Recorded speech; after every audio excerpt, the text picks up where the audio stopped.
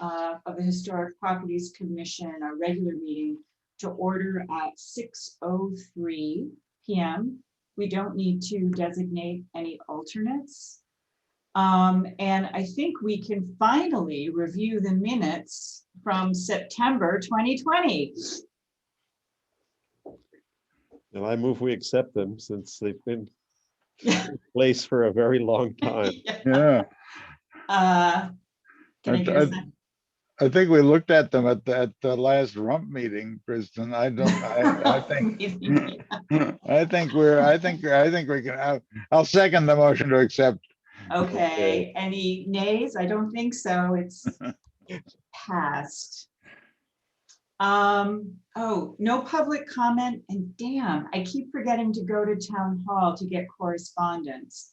Crystal said we have some. She sent me an email, but I haven't gotten in there. I got to make a note to do that.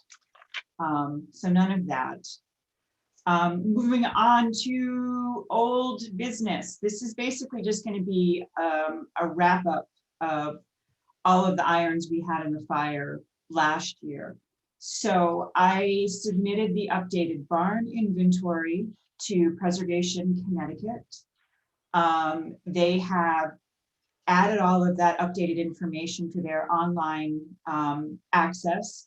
And she actually came back, they came back and requested clarification on a couple of the older properties that we hadn't specifically dealt with in terms of location. So I sent them that information. So their website, at least relative to the stuff that we provided them, has been updated.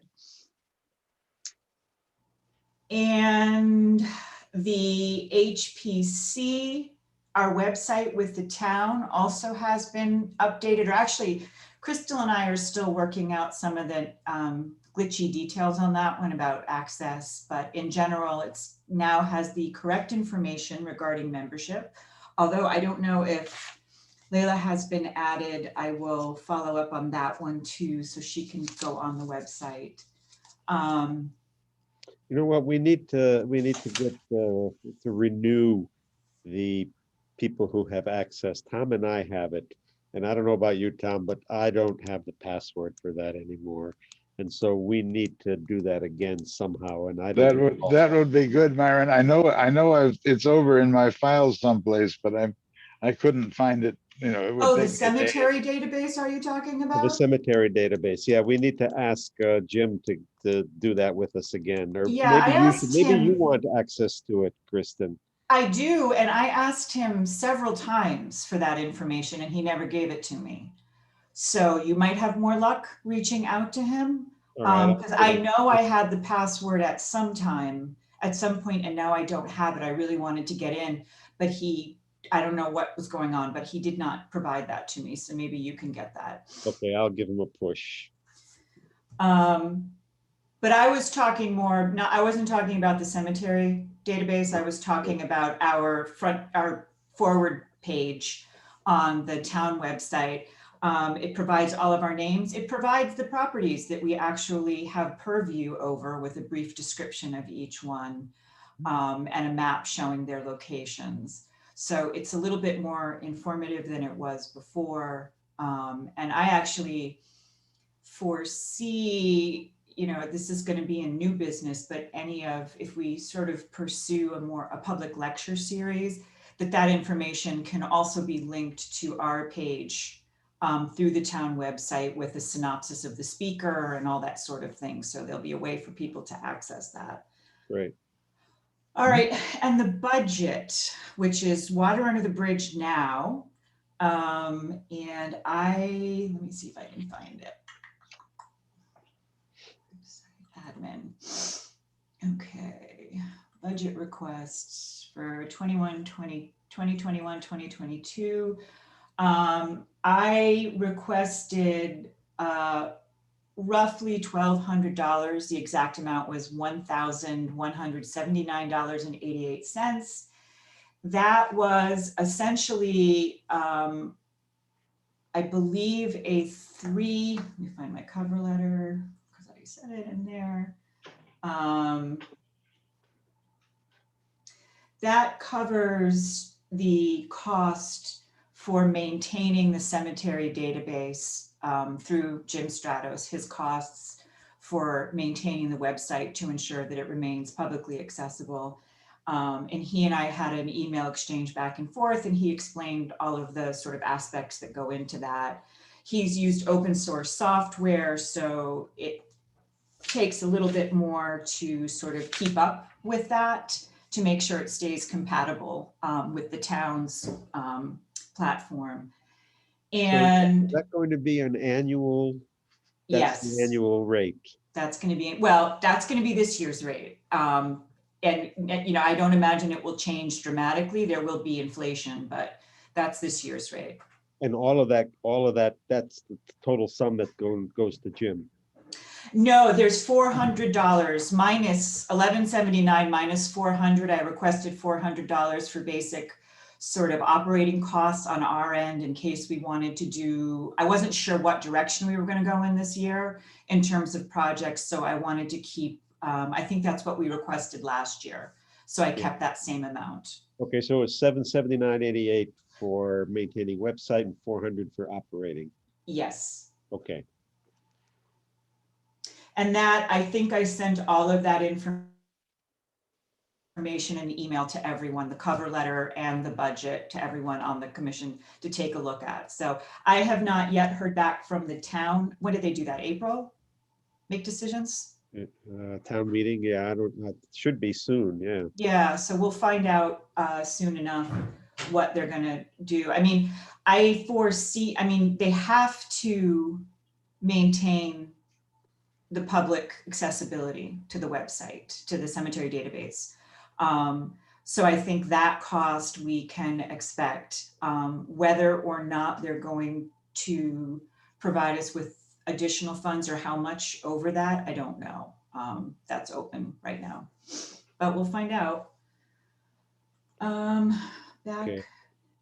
to, You know what, there's going to be a very large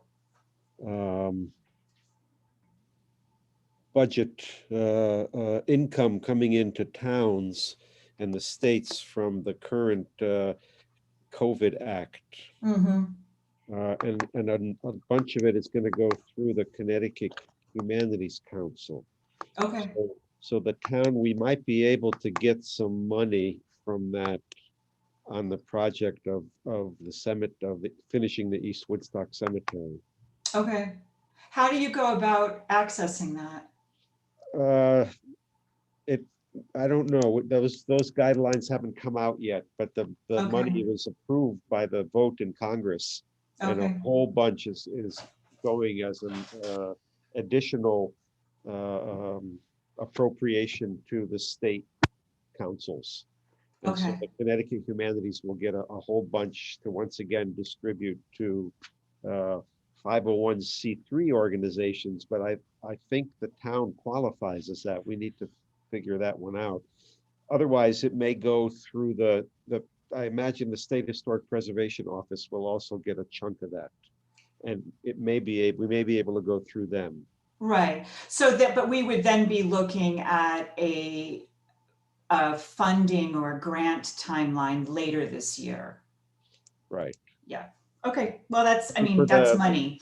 Very late summer or fall. It depends Right. on when that gets finalized through the machinery of bureaucracy in Washington to Right, make right, its way to Connecticut. right.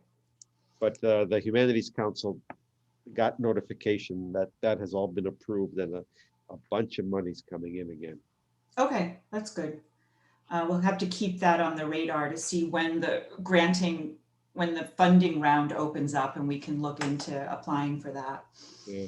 We may want to also, if we think the budget is necessary for a lecture program, if we do it virtually or if we do it in person by the fall. I don't know if that's going to be possible, or unless we set it up for the spring. You know, I have to say, I think that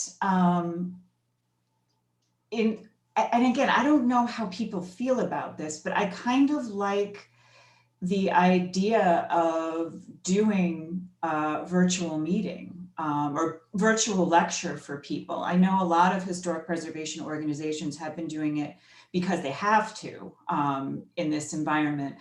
But I feel like it's a good way for people who maybe are uncomfortable coming out later in the day or have more time restrictions involved, to get out and hear these things. I don't know, what's your feeling on it? Yeah, I think if we want to do it, we should try it, you know, in the fall. Try it, Okay. and maybe they can go to in person, but we should find out from, if you can find out from Crystal or Jim Stratos, I don't know who has the answer, whether they could be archived for 30 days Right, right, yep, so that people can access them who can't do it at the time of the talk. right. I would assume that Anthony or Crystal would know the answer to that, about archiving that, because all of these meetings have to be archived. Yeah, okay. So it's got to go somewhere, and if it can be archived via a link to our website or through the main town page, that would be an ideal way to do it. That would also be a good way to, well, I was going to say it'd be a good way to sort of gauge interest, but you know, in person versus Zoom are two different things, and it's hard to know at this point how they fall out. Well, you know, we could have, I've been involved in a few virtual conferences now, and the presentation by the speaker gets pre-recorded Oh, with a PowerPoint. okay, But so the speaker's available for the live presentation. A live person does the introduction. okay, Then the talk is run and the speaker's available for a Q&A, okay. a live Q&A. That's not a bad idea, That because way, that, we know that it's X number of minutes right. and it's controlled. And Right, it's right, not going to run over or under. It's going to right. be exactly as long as the video they send us. And we can boot it back to the speaker and say, you are not going to speak for 45 minutes. You got to cut 15 minutes out of this because, yeah, I think that's a good idea. Right. It's content control. So actually now we're done with, this is actually new business. So let's move on to that. Sorry about that. I pushed ahead here. Yeah, that we were done with old business anyway. The new business we were talking about, so the additions to the cemetery database. Now, I know East Woodstock is in the hopper. We're interested in finishing that. Tom, I know you're very interested in the Hill Cemetery. Yeah, well, yeah, but that, at the moment, my time is, you know, it's limited. Right, right. I'd like to push forward with that, but not right now. Yeah, okay. Well, then we'll, as Myron said, when we figure out the funding coming through the grant, you know, through the feds, as it trickles down to the state level, we can see what's available. Because I think you, Myron, said there's not, the drone survey's already been completed. So that For East technical Woodstock, part yeah, is done. we need a body with computer skills to be able to finish the database. Right, With the right. additions to the database. And some And field what needs to be done there is identifying the nature of what kind of stone is it, yeah. its condition, Mm-hmm. and a photograph. Yeah, Right, right. the photography. It would be a bigger job than Bradford Marcy Right, to right. do the photography, and that would be, you know, it'd be There's a more lot more there, substantial. Yeah. Yeah. Yeah. But I met somebody who can take those kinds of really good pictures as Mhm. well and edit them on Photoshop so that they're all the same. Right, right. Uh, Yeah. So, you know, we can call on somebody like that to do it.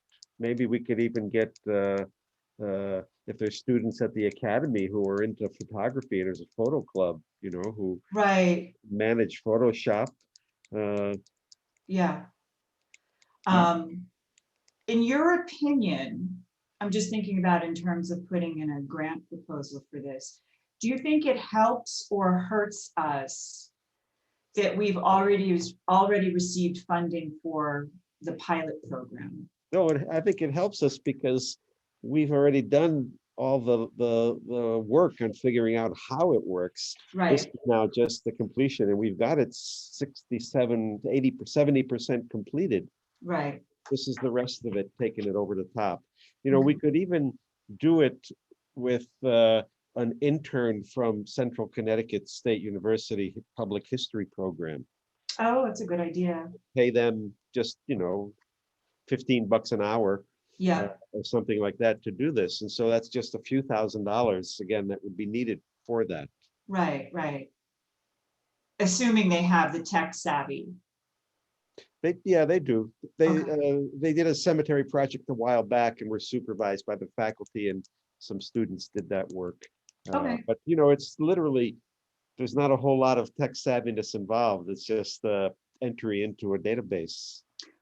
Yeah, I'm just thinking about in terms of linking that data to the GIS. It's already done. Oh, it's already, oh, Pete already did that? Oh, no, your friend did that. Yeah, yeah. Okay. All those coordinates are in the spreadsheet. Right. It's got to, but it's got to attach to the metadata, which would Well, be, that's what Stratos would do when he puts it onto the site. okay. Did he did that last time? Yeah. He attached, okay, all right. Because I know it's not tricky to do that necessarily. I just don't know specifically how to do it myself. Yeah. Or I haven't taught myself how to do it yet. So, but that's good. So that would be additional. So we would have the money, X number of dollars not to exceed, for someone to go out and do the photography, the data entry, and then Jim would enter the metadata connect the metadata and get it up on the website. Right, right. Maybe more than one person to do that, but that's what our expense would be. Right, and it would all still be within the same database. So we're not talking about additional costs for maintenance from Jim. Same structure. Okay, okay. It's good. It would be added into the existing structure, It would correct? just be merged into Okay. the database, and it would have, just like the Marcy has, a separate marker. Okay, There's one column that identifies the cemetery, right. and so that's all that would be needed. You can select on that, yeah. Right. Okay, well, that sounds good. We'll see how much money is available going forward for it. But Yeah. even, I'm thinking even if we do get something, well, I don't know where $400 could get us. I'm just thinking if we do get that $400 for sort of our in-house use, if there's any productive way to expend those funds toward a piece of the cemetery project. Sure.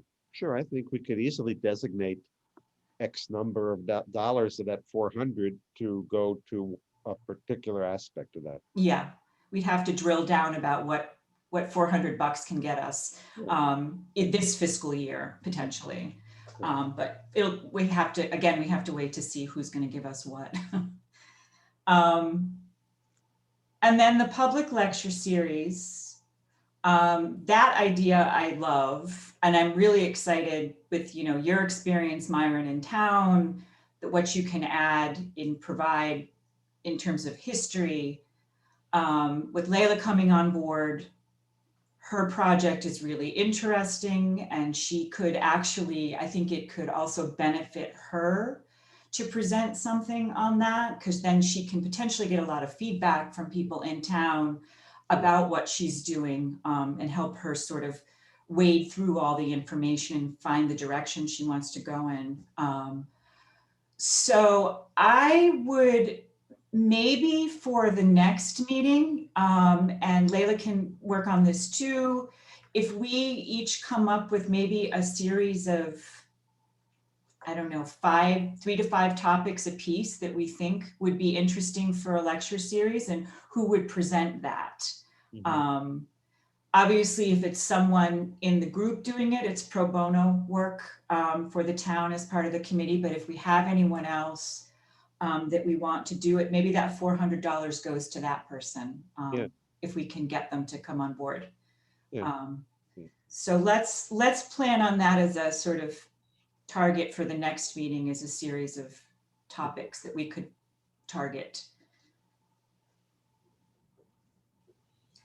And the historic preservation plan, I personally, the sort of townwide historic preservation plan, I personally like from an overall management perspective. I think this year is not the year to do it. I think the funding season is out of whack. And I think it's in terms of receiving and vetting proposals to do work like that, it's going to be a lot of work to figure out if the person that we're getting is really going to be the right fit, because we do this at POW, and I've seen other people do work as well, and you really have to be pretty stringent about your requirements to make sure you're getting the product. And I think even developing the proposal for it, to the RFP, has to be very specific in terms of what we want out of all of this. Yeah. And of course, it has to go through, before any of it can happen, it has to go through the town. We have to find out if the town is even interested in doing something like that. And I just, my roster is full right now with National Grid projects, so I couldn't devote enough time to make sure it was done properly. Yeah. What we ought to do when we decide to do it, we have that inventory of historic buildings. We pull together sort of all the published histories of the different communities and villages. I think, the last one, Cheryl Wakely's book, does the villages pretty nicely. Right, yep. We should really sit down and look at, okay, this is what we've got. How do we structure that? What do we want to do with this? And what exactly the objective should be. So. Yeah, and I think that, in terms of providing clear, because I think that's where a lot of towns fall down to in terms of the RFPs that I've looked at for these types of projects, is they don't have a clear goal in mind, and they don't provide the consultant with a bibliography and say, these are absolutely the sources that you need to look at as part of this. These are real contacts that you need to reach out to. Because, in a town, particularly like Woodstock, with the depth of history and the depth of local knowledge, you can get caught up in the weeds pretty quickly if you don't have a pretty firm guidance. I think it'll have to be done in stages so that right. a segment of the town gets done, and X number of inventory forms should be completed.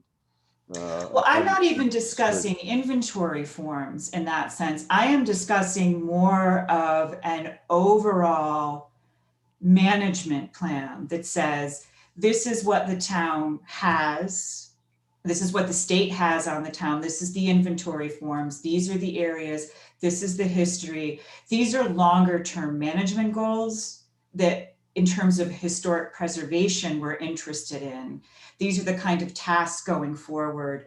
And I think it's going to require a lot of cooperation with Conservation Commission, Historic District Commission, bringing those folks in and talking about, not having that information siloed, because I think that Concom and Historic District Commission and our work all is intricately involved with each other. So we have to all sort of be on the same page about it. So I think it's just even getting to the point where we can write an RFP or approach the town about it and then write an RFP. I think there's a lot of outreach that we would have to do first, just to sort of gauge the temperature and provide an example of what we're thinking about. So they have something to make reference to. Because it's all pretty esoteric if you don't have a document in front of you. It'd be good to get involved people from communities who had it done, who really liked it, and could also speak about it. People from the commission or from the towns. Right. Talk about the advantage, what was good about having that done, because our saying it it's fairly self-serving. Carry a whole lot of weight. Yeah. Well, I know the ones that I've worked on have been in Massachusetts. I've done Dartmouth, Westport, really old towns, and I know someone, a few people in the company, I think, did North Attleboro. And they, you know, the towns were all very pleased with it, but again, I'd have to sort of figure out, I don't know, there aren't a lot of these plans in Connecticut. No, It's kind of strange, but there just are not very many of them, so I'd have to look around for that. But again, gives me a headache just thinking about it. That's a much longer term project. Let's focus on public lectures and cemeteries for the shorter term. All right.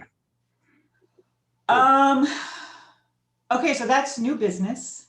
Does anyone have anything else? Nope. All right, wow, 6:30, look at us. All right. And can I have a motion to adjourn So moved. and a second? I'll second. All right, the meeting is adjourned